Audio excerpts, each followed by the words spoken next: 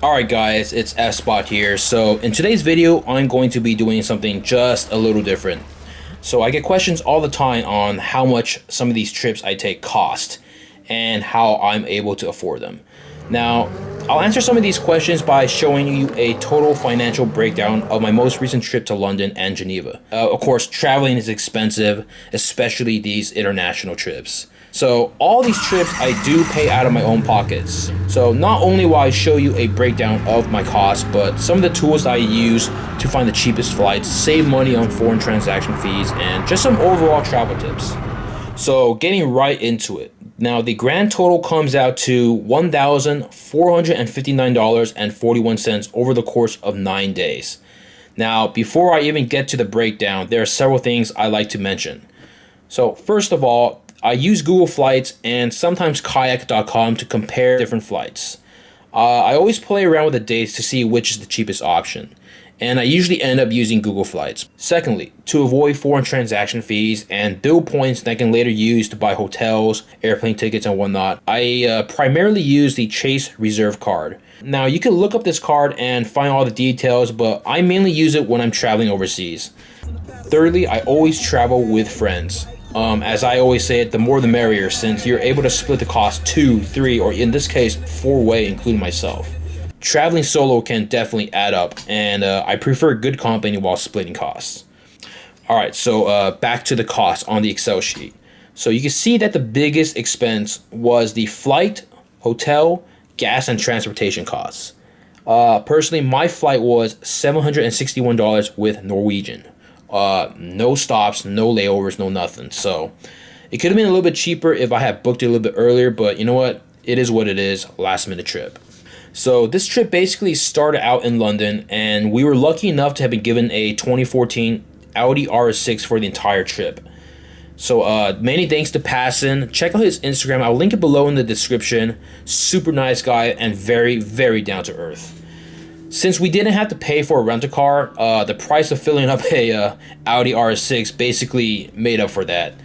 You can see us spending around $567 on gas for the entire trip, and each fill up was basically $100 US.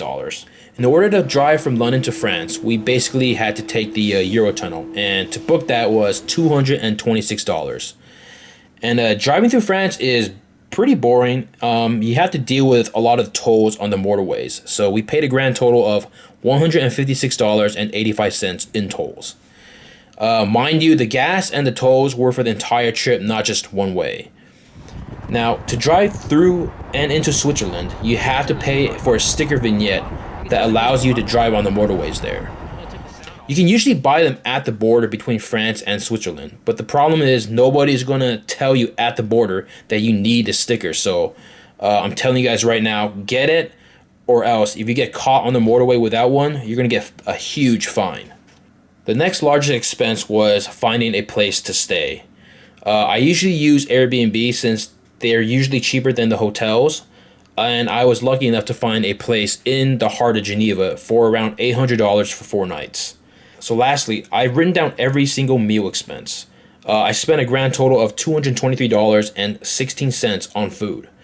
Take that as you will. You can obviously cook your own food. You could buy stuff at the grocery and do what you want, but I was just too lazy. So it is what it is. So at the bottom here, you can see there's a few miscellaneous costs, such as Wi-Fi at the Geneva Motor Show. I needed a constant Wi-Fi to upload some images for a client, and transportation costs in London. Speaking of London, I like to mention that I was lucky enough to have a friend lend me one of their rooms when I was in London. That basically saved me a good amount of money as well.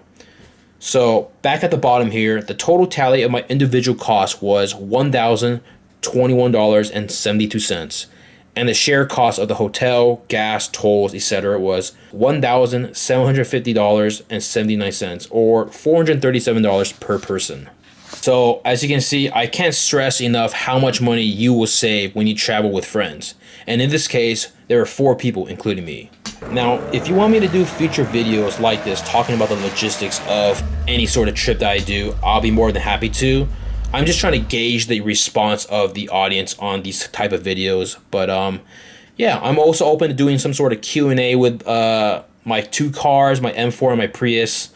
Let me know what you guys think about the video. Make sure to like it, subscribe, all that fun stuff, and I'll see you guys later.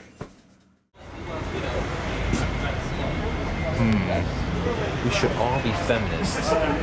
I thought it said friends. The sound it's gonna make is. Oh God! No!